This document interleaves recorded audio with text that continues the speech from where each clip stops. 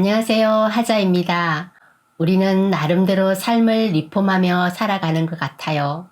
저 역시 아침마다 생각을 바로잡아가기 위해서 또는 손가락 유연성을 키우기 위해서 글을 몇 줄이라도 쓰거든요. 근데 언젠가부터 컴퓨터 키보드와 마우스를 제 마음대로 조절할 수 없게 되더라고요.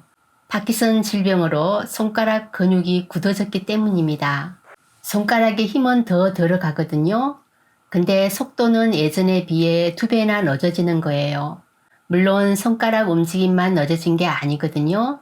머리로 기억하는 것도 배나 늦어진 것 같아요.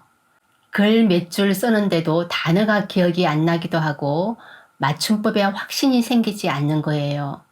편리한 세상 덕분에 국어 사전 검색해가면서 글을 쓰게 되더라고요. 나이 탓인지 질병 탓인지 모르겠어요. 근데 피터니 센터에서 샤워를 하고 옷을 갈아입는데 옆에 회원분이 잽싸게 옷을 내려주면서 아유, 나이 들어갈수록 손도 내 맘대로 안 돼, 머리도 내 맘대로 안 돼 라고 하시는 거예요. 저랑 비슷해 보이는 연령대로 보였거든요. 내 마음을 위로해주는 느낌을 받았어요. 근데 또 다른 회원분이 자기 손은 시골 모선손 같아서 남들 앞에 내놓기 창피하다는 거예요. 그 말에 순간적으로 그분의 손을 덥석 잡고는 아유, 어떻게 생겼던 움직이는데 불편함만 없으면 황금손이에요.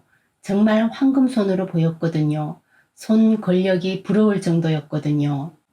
제가 그동안 아무런 생각 없이 내 맘대로 사용했던 손의 소중함을 다시 한번 깨닫게 됐어요.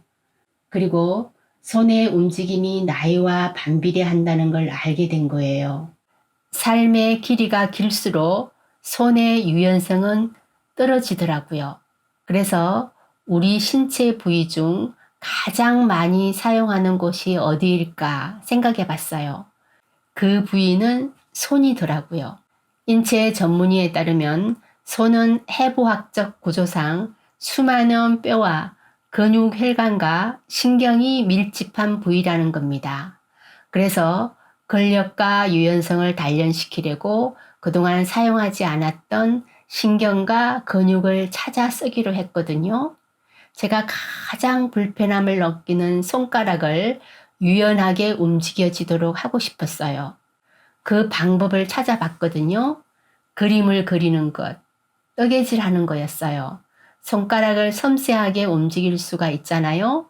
그림은 오래전부터 그렸지만 뜨개질은 중학교 가정 수업 받은 이후론 한 번도 해본 적이 없는 거예요.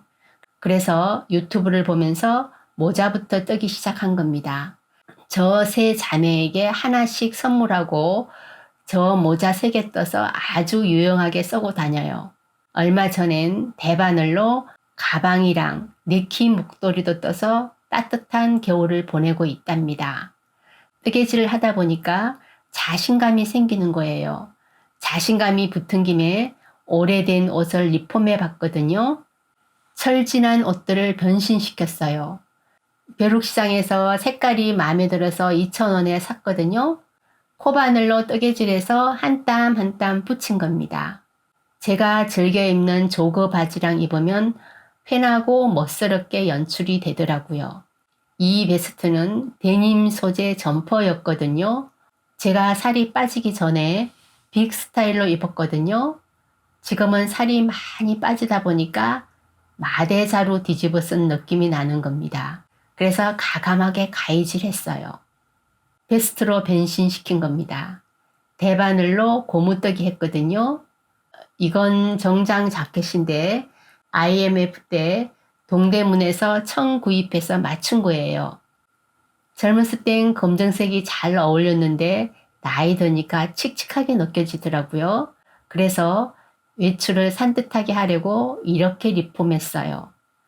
이 자켓도 20년 넘었거든요.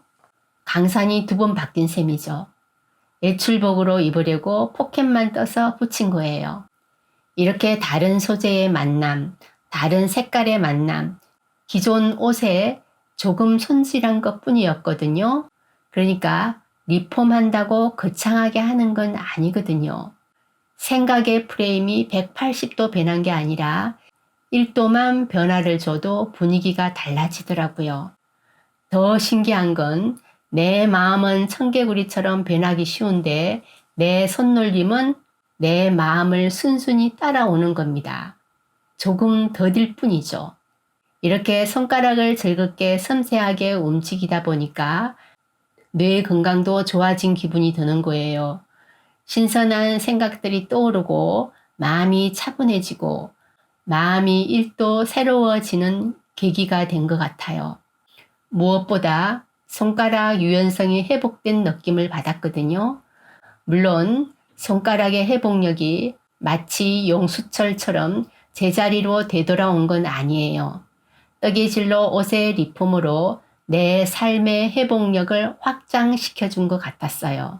그러니까 좁아져 가는 삶의 폭을 넓혀준 셈인 거죠.